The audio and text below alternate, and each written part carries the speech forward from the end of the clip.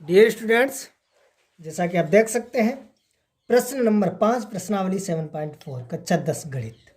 तो प्रश्न नंबर 5 की तरफ आप देख सकते हैं, दिया गया है क्वेश्चन, आपको स्क्रीन पर भी दिखाई दे रहा होगा और अपने गणित में भी देख सकते हैं। दिया गया है कि कृष्णा नगर के एक सेकेंडरी स्कूल के कक्षा 10 के यक्ष बना है, ये रोमन अंक में 10 हैं, आपको ज्ञात होगा।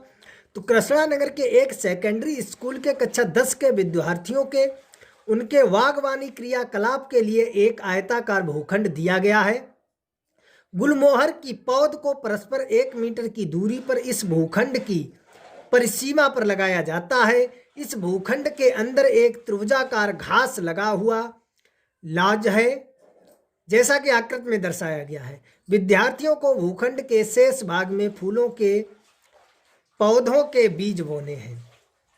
आप देख सकते हैं, ये आयताकार चित्र को आप देखेंगे भली बात, जो ABCD आपका दिया गया है आयताकार भूखंड, और उसके अंदर जो आपका ये PQR है, ये घास का मैदान है। तो आपको ज्ञात करना, A दिया गया है कि A को मूल बिंदु मानते हुए त्रिभुज के शीर्षों के निर्देशांक ज्ञात कीजिए। सेकंड दिया गया है, यदि मूल बिंदु C हो तो त्रिभुज PQR के शीर्षों के निर्देशांक क्या होंगे। अगर A को आप मूल बिंदु मानते हैं तब त्रिभुज के शीर्षों के निर्देशांक क्या होंगे, और यदि आप C को मूल बिंदु मानते हैं तब त्रिभुज के निर्देशांक क्या होंगे।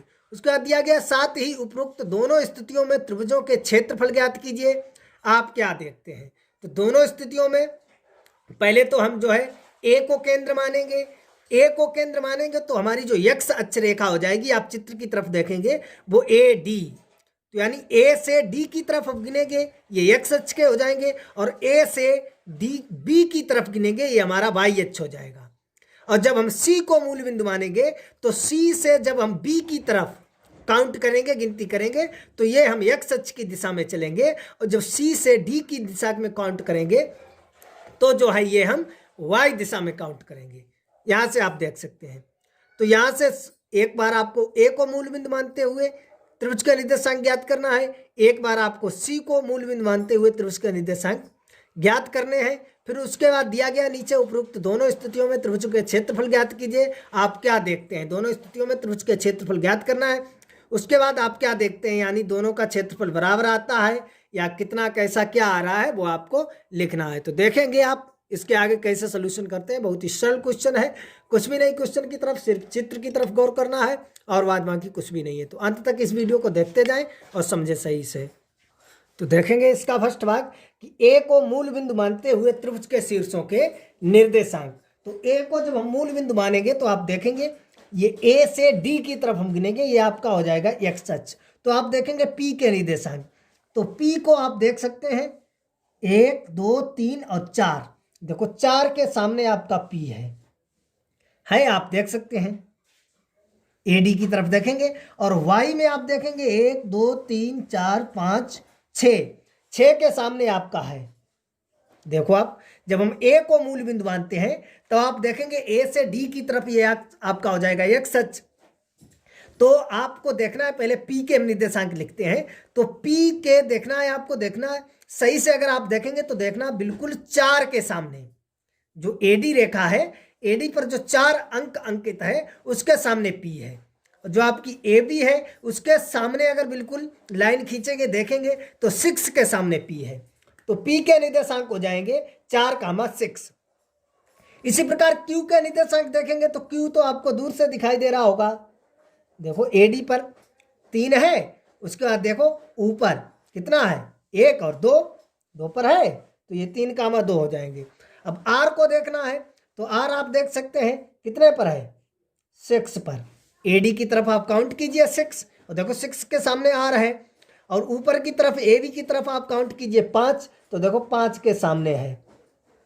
तो ये जो है PQR के निर्देशांक यहाँ से निकल के आ गए हैं। तो ये आ गए, यहाँ से हमें क्षेत्रफल भी निकालना है। फर्स्ट आपका दिया गया है कि A को मूल बिंदु मानते हुए त्रिभुज के शीर्षों के निर्देशांक ज्ञात कीजिए, हमने ज्ञात कर लिए हैं। और सेकेंड आपका दिया गया है C को मूल बिंदु मानते हुए त्रिभुज PQR के शीर्षों के निर्देशांक क्या होंगे। और फिर लास्ट में दिया गया है कि दोनों स्थितियों में इनके क्षेत्रफल ज्ञात कीजिए।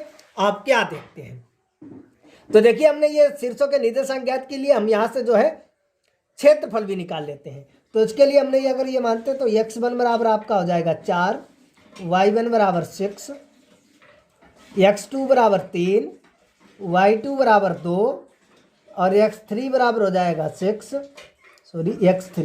और y3 बराबर हो जाएगा 5।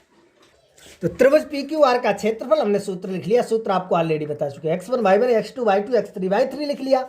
उसके बाद हमने बताया था 1/2 x1 y2 minus y3 plus x2 y3 minus y1 plus x3 y1 minus y2। ये आपको सूत्र जो है याद करना है।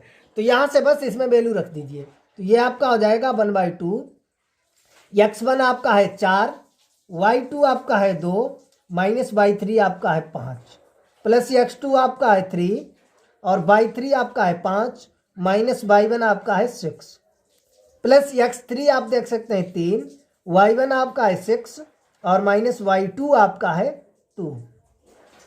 समझ रहे होंगे आप।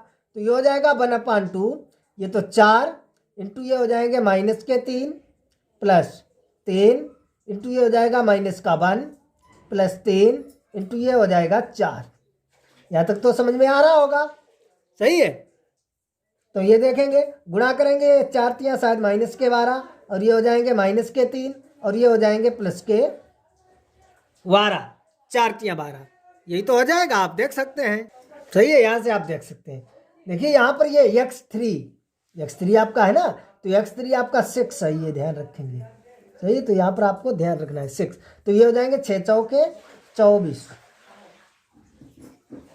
समझ में आ रहा है। तो ये हो जाएंगे आपके 24। तो ये हो जाएगा 1/2, 12 3 माइनस के 15 और प्लस के 24। तो ये आपका हो जाएगा 1/2 इंटू 24 से 15 जाएंगे तो कितने बचेंगे 9।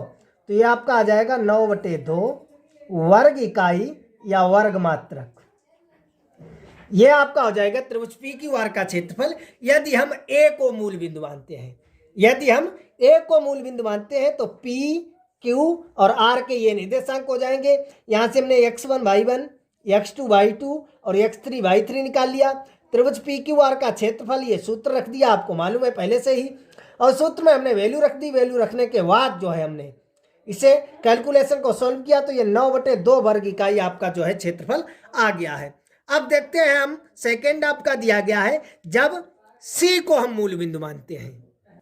तो सेकेंड आपका दिया गया है कि यदि मूल बिंदु C हो तो त्रिभुज PQR के शीर्षों के निर्देशांक। अब देखिए हम C को मूल बिंदु लेंगे तो x अक्ष जब हम लिखेंगे तो C से B की तरफ बढ़ेंगे, C से V की तरफ हमें काउंटिंग करना है, गिनती करनी है। तो देखेंगे P के निर्देशांक, P के निर्देशांक हो जाएंगे C से और B की तरफ आप गिने, चित्र में देख रहे होंगे 1 2 3 4 5 6 7 8 9 10 11 12। तो हम चले कितना 12। और देखिए ये नीचे जो y देखेंगे तो C से D की तरफ आप गिने कितना है 1 2, देखिए 2 के सामने है तो ये हो जाएंगे 12, 2। इसी प्रकार Q के आप गिने तो देखिए C से B की तरफ गिनेंगे तो Q ये आपका है 13 नंबर पर।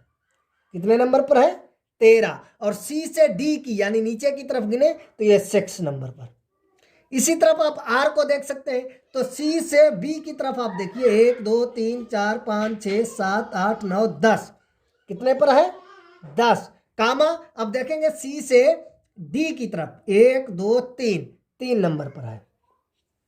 ये आपके निर्देशांक हो जाएंगे, समझ सकते हैं आप। अब यहां से हमें इसका क्षेत्रफल निकालना है तो हमने मान लिया x1 बराबर 12, y1 बराबर 2, x2 बराबर 13, y2 बराबर 6, x3 बराबर 10 और y3 बराबर 3।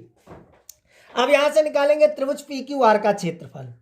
त्रिभुज PQR का क्षेत्रफल तो वही होता है 1/2। अब देखिए सूत्र में आपको ऊपर बता चुके हैं तो डायरेक्ट रखेंगे x1 12 y2 माइनस y3, तो y2 minus y3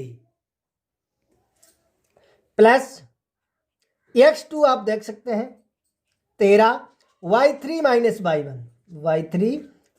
y1 plus x3 आपका है 10 y1 माइनस y2। तो इसे सॉल्व कर लीजिए, ये हो जाएगा 1/2 12 इंटू 6 से 3 जाएंगे तो 3 प्लस 13 इंटू 1 प्लस 10 इंटू -4। समझ में आ रहा है? तो ये हो जाएंगे 1/2, ये आपके हो जाएंगे 12 3 36 प्लस 13 1 13 और माइनस के 10 चक्कू 40। तो ये आपका हो जाएगा 1/2 और ये जोड़ दो, ये हो जाएंगे 9 और ये 49 माइनस 40। तो ये आपका हो जाएगा 1/2 इंटू 9/2, सॉरी 9, ये तो 1/2 और 49 से 40 गया तो 9, तो ये गुणा करेंगे 9 1 9/2 वर्ग इकाई या वर्ग मात्रक लिख सकते हैं। समझ में आ रहा है? यदि हम मूल बिंदु को यदि हम सी को मूल बिंदु मानते हैं तो आप देख सकते हैं, यदि हमने माना है सी को मूल बिंदु मानते हैं तो त्रिभुज पी क्यू आर के शीर्षों के निर्देशांक यानी पी के ये, क्यू के ये और आर के ये हो जाएंगे। यहां से ये x1 y1 हो गया, ये x2 y2 हो गया, ये x3 y3 हो गया। त्रिभुज पी क्यू आर का क्षेत्रफल हम आपको सूत्र बता चुके हैं, तो हमने डायरेक्ट वैल्यू रखी, सोल्व कर लिया। तो यहां से आपका आ गया है ये 9/2 वर्ग इकाई। और ऊपर भी आप देख सकते हैं, जो हमने त्रिभुज पी क्यू आर के जब ऊपर निकाला था वो भी आया था 9/2 वर्ग इकाई। तो आपका सवाल कह रहा है कि आप क्या देखते हैं। आप क्वेश्चन में देखेंगे और अपने गणित में भी देख सकते हैं। तो आप दिया गया है कि साथ ही उपरोक्त दोनों स्थितियों में त्रिभुजों के क्षेत्रफल ज्ञात कीजिए। हमने क्षेत्रफल ज्ञात कर लिए हैं। दिया गया है कि आप क्या देखते हैं, तो हम क्या देखते हैं, हमने देखा है कि दोनों ही स्थितियों में त्रिभुज का क्षेत्रफल जो है वो बराबर है। तो हमने देखा है भाई, हम लिख देते हैं यहां पर अतः हम देखते हैं कि दोनों ही स्थितियों में त्रिभुज पी क्यू आर का क्षेत्रफल समान है। अतः हम यह देखते हैं, ये लिख सकते हैं कि दोनों ही स्थितियों में त्रिभुज पी क्यू आर का क्षेत्रफल समान है। आई होप आपको अच्छी तरह से समझ में आ गया होगा। अगर कहीं पर कोई डाउट है, समस्या है तो कमेंट बॉक्स में हमें बता सकते हैं, हम आपको पुनः समझाने की कोशिश करेंगे।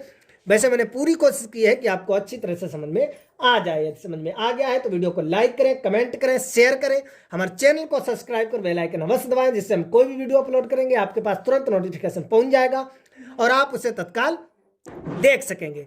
तो चलिए मिलेंगे अगले वीडियो में प्रश्न नंबर 6, जो कि प्रश्नावली 7.4 का ही होगा। तो देखेंगे अगले वीडियो में प्रश्न नंबर 6 को। तब तक के लिए जुड़े रहें हमारे साथ, देखते रहें प्रतिदिन हमारे वीडियो को, समझे। कोई भी समस्या अगर प्रॉब्लम है तो कमेंट बॉक्स में हमें बताएं।